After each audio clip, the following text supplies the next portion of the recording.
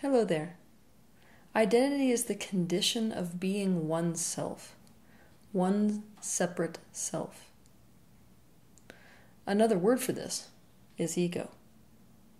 You cannot have a sense of self without simultaneously having a sense of other.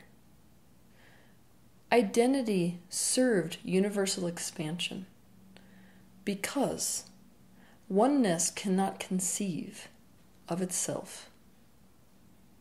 Obviously, to conceive of something, you have to be standing on an opposite platform. White is needed to conceive of black. Black is needed to conceive of white. And so universal consciousness needed singularity in order to become conscious of itself.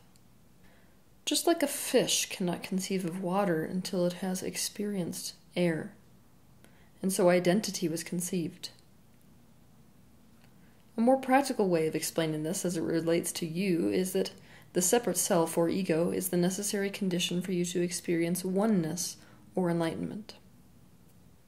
Whenever we associate something with ourself, we identify with it. It becomes part of us. We see it as not separate from us, but as part of us, if not us in our entirety. So let's imagine that you, the concept of you, is this. If you identify with a thought, that thought becomes you. If you identify with a person, that becomes you.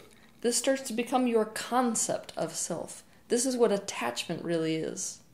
So, I am angry. I am going to identify with my child because they're my child. This is what your personality structure, your ego essentially is. It is a giant combination of all of the things that you identify with. It's a composite of things you're attached to. Now, if any one of these things that we are identified with is threatened, that is when we have an extreme reaction. So let's say that somebody comes in and threatens somebody that we're attached to, or we perceive there being a threat. It's almost like I'm trying to pull at it. Do you see that gravitational pull? That's the emotional reaction you're getting as a result of the threat to that thing that you are attached to or identified with. If the thing we have identified with is ever threatened, we experience it as a threat to our own survival because we don't know the difference between that thing that we're identified with and ourself, so we see it as a personal attack. One could argue that identification is okay as long as we're identified with things that feel good, but not so fast. Any form of identification with something that feels good is a simultaneous identification with the opposite of that thing that feels good. Another way of saying this is, all truly extreme positive states carry within them the seeds of the exact opposite, or the potential for their opposing polarity. For example, worthiness carries the seeds of unworthiness. Excitement carries the seeds of disappointment. Far more troubling, however, is that we identify often with things that cause us to feel bad. By doing so, we now have the motive to keep that thing alive within us, to continue to reinforce it. We need it in order to maintain our sense of self. A great many spiritual teachers will emphasize the importance of disidentifying with things that are external to us, especially other people. But it is my opinion that these things that are external to us are not the things that are causing us the most amount of suffering. What's causing us the most amount of suffering is our identification with things that we perceive to be internal to us.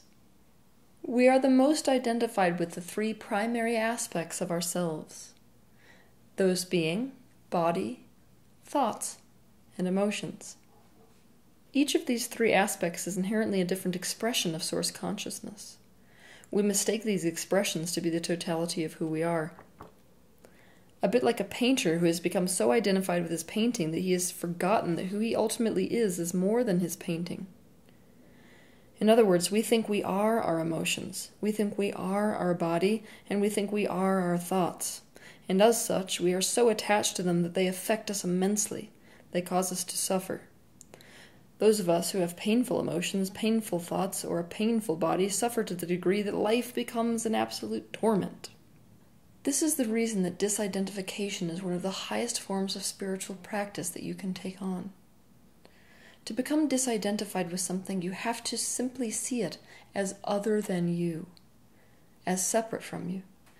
You could disidentify with just about anything. You could disidentify with your pain, for example. To disidentify with your pain, all you have to see is that your pain is like a separate self. You can conceptualize of your pain as a separate entity. And when you experience pain, you can observe that pain as if you were watching that separate entity reacting. In this way, you do not take the pain personally because you have disowned it.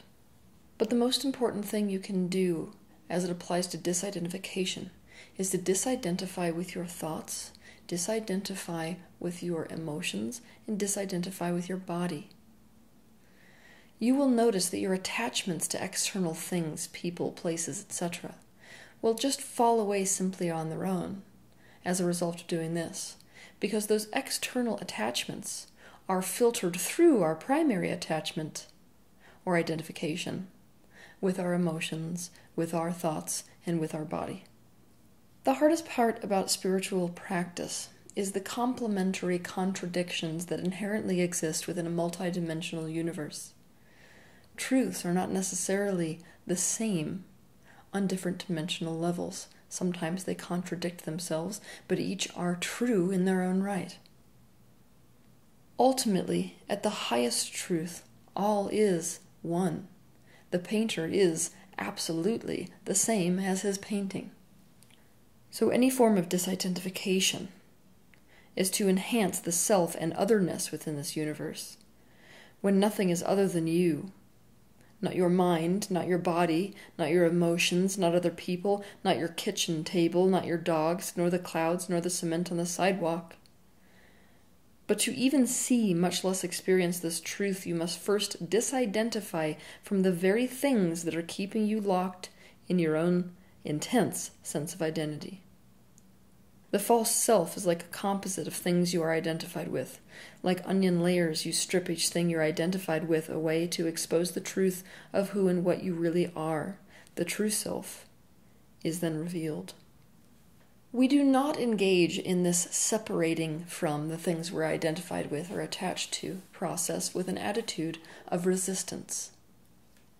To do this would just be to perpetuate the issue. Instead, what we do is to completely allow ourselves to become aware of the identification. And in the awareness of the identification, we are in that moment disidentified with the very thing we are witnessing. The best way to think about this is to think of these things that you're identified with like rose petals that simply, when exposed to the light of the sun, will begin to fall away from the stem. To try to push away the things you're identified with only causes you to become more identified. It only causes you to feel rejected by yourself. You essentially cause an intense survival reaction within yourself in response to your own self-rejection. You cannot try to take something away from yourself without hurting yourself. As it applies to body, mind, and emotions, you cannot try hard or disconnect from those aspects of yourself without those things being perceived internally by you as self-abandonment.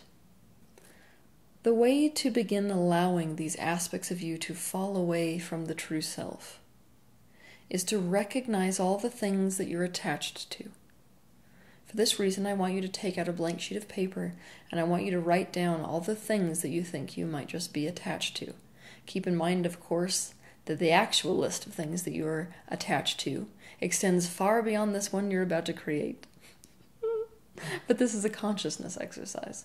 A good way to find things that you're identified with is to look at all the things you identify as mine.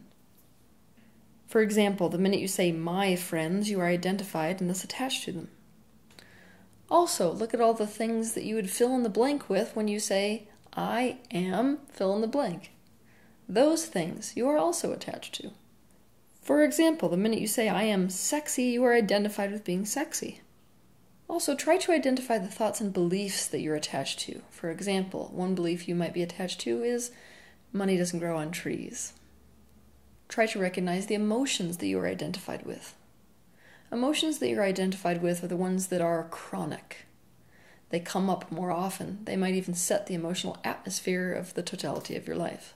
For example, disappointment might be one of them. Also, I want you to try to recognize the aspects of your body that you are identified with. For example, if you see yourself as fat, you are identified with being fat. Remember, anything you identify with will cause a strong reaction within you. The ego has owned it as part of the composite that makes up what it is, its self-concept. Whenever those things are threatened, the ego will go into a state of reactivity and defense. The ego has motive to maintain these aspects of your life even if they cause you pain, because it sees the loss of these things as annihilation. We can even become identified with pain itself. Isn't that an interesting twist? Now this, of course, is one of the most painful conditions you can experience, is to become identified with pain, because the ego will seek pain out just to reinforce its own sense of self, its own identity. But there is an interesting little flip side. People who are identified with pain often end up in so much pain that in one fell swoop, they end up disidentifying with themselves completely. It's a form of emotional suicide. This is in essence what's happening in a spontaneous awakening experience. All this being said, the real practice begins when we become aware of what we are identified with, the minute that those things arise or cause a reaction within us. The easiest way to do this is in response to emotions. You can use strong emotions like an alarm bell or a meditation bell that alarm you to the fact that your direct, undivided attention and presence is required in this moment. There is something you must recognize. There is something you must become aware of. By recognizing something, by becoming aware of it, you are in that moment, in the perspective of what we would consider to be your eternal self, observing the temporal self, instead of purely being immersed in the temporal self perspective. Instead of being underwater, you are above the surface looking at the water. When a strong emotion arises, face it within yourself. Instead of reacting to it or reacting in a way to try to get away from it, when you feel it, you use the feeling as a reminder that this feeling is the emotional body becoming activated like an electric fence, or charged, as in, it's not me. It is not the emotion itself causing the suffering you feel. It is the fact that you identify with it that is causing the pain you feel. This is all it takes to disidentify with something. Don't try to stop caring how you feel, and don't try to change how you feel. Just recognize it and let it be there. A fun little side note about this is that if you use these sort of triggers that happen as a result of something you're identified with being pushed on or pulled on, in that very moment, if you can become intensely present, you have opened yourself up to insight. You will experience intuition and insight dropping into your being as a result of being fully present with that strong emotional reaction, instead of reacting to it. For example, you might notice what it is that triggered you and why it triggered you. You might receive insight that allows you to help dissipate that charged reaction.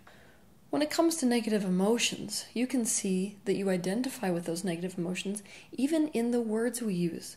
For example, we might say, I am sad, or I am angry, implying that that is the totality of who we are, instead of that who we are is having that experience of being angry or experiencing anger. Don't worry about disidentification causing repression or suppression. Disidentification is in fact the opposite of suppression. It is the moment in which choice or free will is introduced into the experience. So you now have the free will of choice to choose how to express that emotion. But it's helpful to think of it this way. In the moment that you are completely aware and present with the emotional reaction or with the thought you're thinking, what happens in that moment is that you are introducing the pure light of your consciousness to those shadows, to those things. So it's almost like the light of your consciousness dissipates them or burns them up, almost like a film strip being exposed to flame. By recognizing a thought and observing it and letting it be there, you're not actually adding any fuel to it, because you've stepped out of your participation inside of that thought. In other words, you were in the thought, now you're outside the thought observing it. This stops the thought attracting other like thoughts. So you have essentially stopped the momentum of thought, which stops the negative spiral. When it comes to the body, if you think that you are your body, anytime your body changes, you essentially lose your identity. That must be spooky. We can practice observing the body as if it were an experience we're currently having rather than who we are. This is the whole idea behind the fact that we are a spiritual being having a human experience. When you recognize your body, see it, feel it, experience it, you are in fact in that moment not your body. You are disidentified with it. You are not your ego. You are not your separate self. In the moment that you become aware of ego, you are in that moment disidentified with ego. And what you can acutely see is what you are not. When you are acutely aware of what you are not, then the filter that is separating you from the awareness of what you are is removed. And all that is left in the wake of that realization is your true self, your true being. It is a state of peace. It is a state of unwavering grace. Have a good week.